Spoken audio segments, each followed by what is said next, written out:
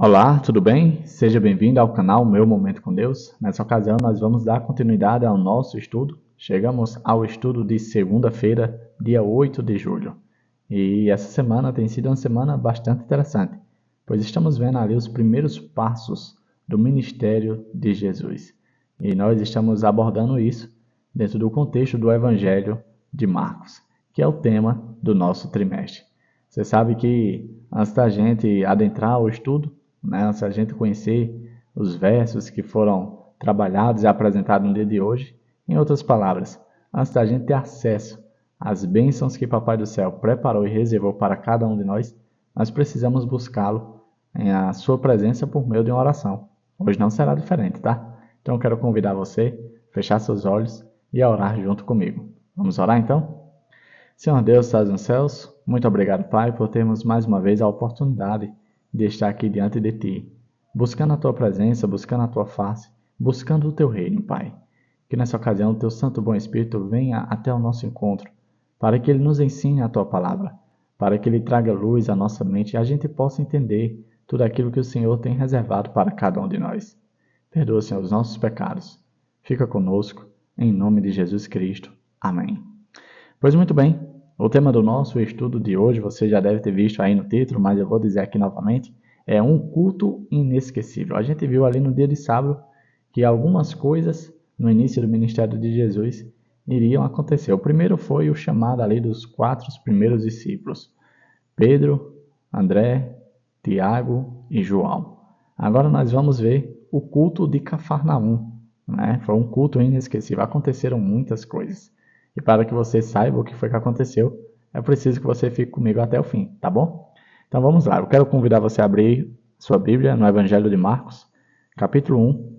Nós vamos ler do versículo 21 ao 28, onde é narrado as cenas, os passos que aconteceram nesse culto tão especial. E fala assim, ó. Entraram em Cafarnaum, e logo no sábado, indo ele à sinagoga, ali ensinava. E maravilharam-se de sua doutrina, porque os ensinava como tendo autoridade, e não como os escribas. E estava na sinagoga deles um homem com um espírito imundo, o qual exclamou dizendo, Ah, que temos contigo, Jesus Nazareno? Vieste destruir-nos? Bem sei quem és, o Santo de Deus. E repreendeu Jesus dizendo, Cala-te e sai dele. Então o espírito imundo, agitando-se e clamando com grande voz, saiu dele. E todos se admiraram a ponto de perguntar entre si, dizendo, Que é isto? Que nova doutrina é esta? Pois com autoridade ordena aos espíritos imundos, e eles lhe obedecem. E logo correu sua fama por toda a província da Galileia. Olha que contexto interessante. Eu separei aqui alguns pontos para nós refletirmos e também fazermos algumas aplicações. O primeiro ponto fala assim, ó. Muitos se recordam de momentos inesquecíveis em que sentiram a presença de Deus. Esses momentos foram não apenas inesquecíveis, mas transformadores. Com certeza, em algum culto, você sentiu Deus falar a você por meio da meditação da sua palavra, por meio de um louvor, por meio de uma oração. Esses momentos fazem completamente a diferença na nossa vida. Mas a gente percebe que esses cultos, eles não são qualquer cultos. Eles são cultos diferentes. Cultos que mexem com a gente e promovem até uma mudança real na nossa vida. Continuando, diz assim, isso aconteceu com as pessoas de Cafarnaum naquele sábado. Olha o que elas comentaram. E maravilhavam-se com a sua doutrina, porque os ensinava como alguém que tem autoridade e não como os escribas. Vê o quão chocante foi para os moradores de Cafarnaum a pregação de Jesus. Jesus pregava como alguém que tinha autoridade. Davi, o que isso quer dizer? Sabe aquela pessoa que vive o que prega? Era exatamente isso. Imagina Jesus falando sobre amor e tratando as pessoas com amor. Imagina Jesus explicando a lei e vivendo a lei. Exatamente isso. A diferença e a comparação que o texto faz com Jesus e os escribas é que os escribas, eles poderiam saber muito de Bíblia, porém eles não viviam aquilo que pregava. E todas as pessoas sabiam disso. As pessoas conheciam as suas ações, quem era as pessoas, a índole dela, o caráter delas.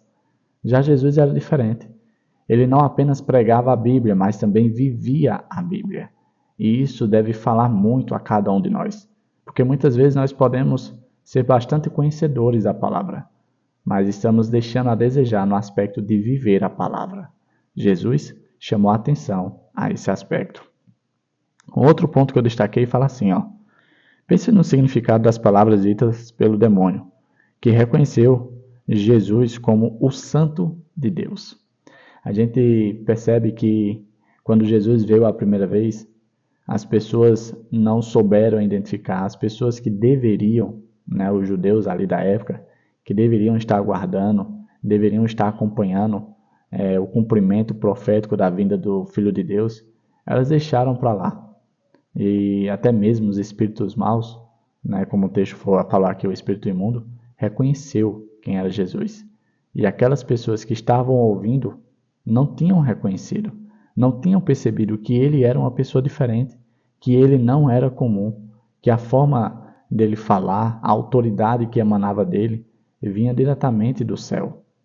Pois é, teve que um espírito imundo falar para que corresse a toda a região ali da Galiléia a notícia de que um possível Messias estava entre nós. E aí a gente vê a confirmação logo depois, as pessoas confirmam isso logo depois. E aí um outro ponto que eu destaquei fala assim, naturalmente, em um ambiente de culto, esperamos coisas e pessoas santas, não coisas profanas e impuras. Assim, nessa história existe um forte contraste entre os poderes do bem e as forças do mal. Nesse evento, vemos a realidade do grande conflito.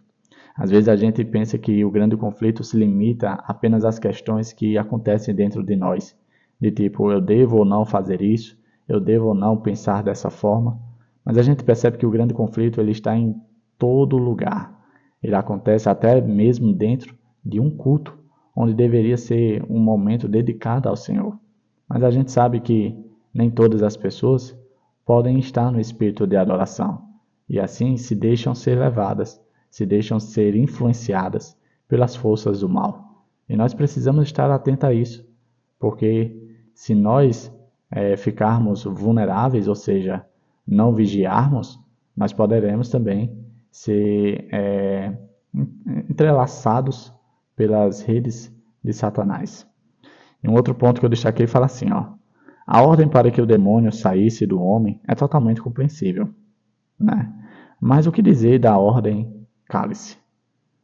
Interessante. Jesus não simplesmente pediu para que o demônio saísse, mas antes disso Jesus disse, cale a boca. Cale a boca. Não fale mais nada e saia dele. O que Jesus estava querendo dizer com isso? Eu separei um ponto que fala sobre a importância, o que significava isso. E até a lição aqui, o nosso estudo guiado, trata isso como um segredo messiânico.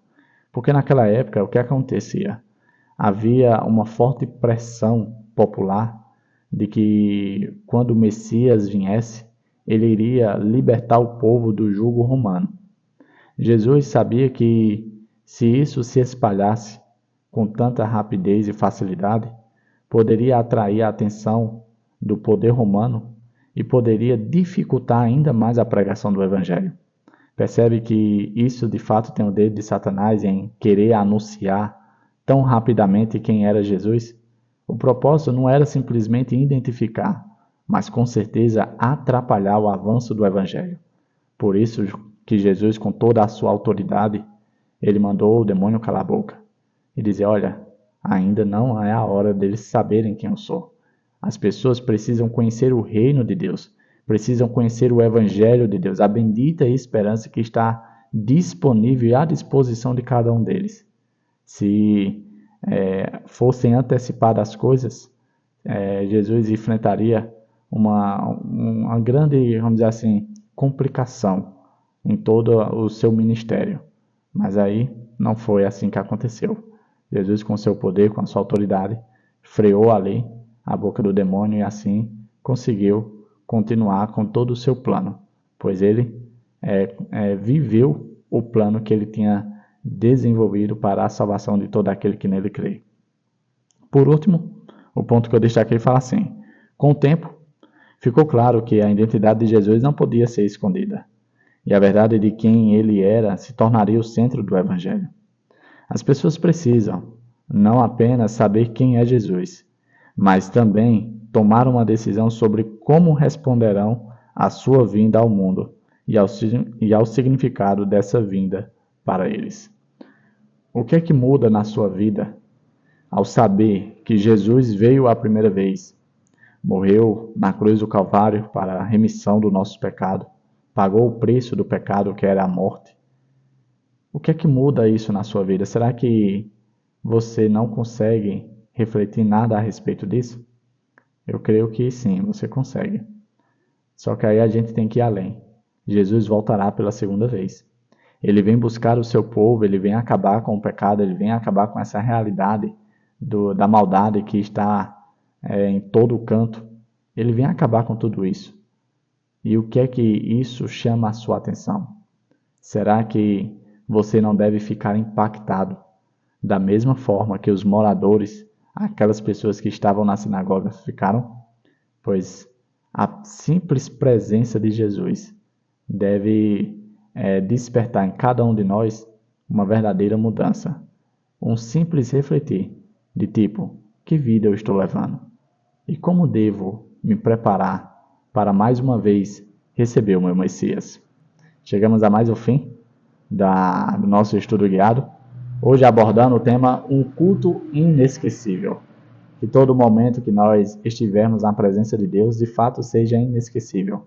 Pois a cada ocasião, na presença de Deus, Ele tem algo a nos ensinar. Ele tem algo a nos abençoar.